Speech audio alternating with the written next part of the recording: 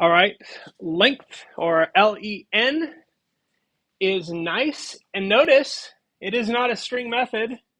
It's a Python built-in function that can tell you the number of items in an object. If I give it a string as an argument, it will tell me how many characters in a string. If I give it a list or a dictionary, it will tell me how many things are in the list or dictionary.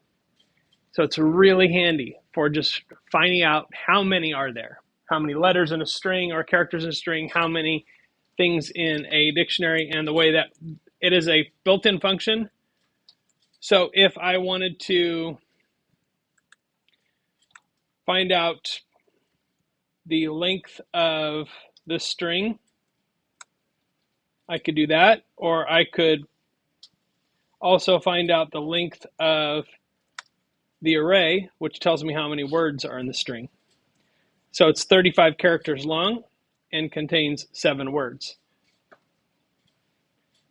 So in 2 lines, they split and they print the length. I can get a word count for any string of text.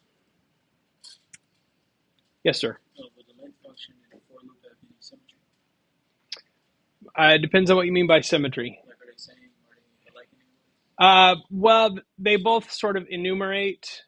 The length is more broad because it takes any object. The for loop can only enumerate lists or strings.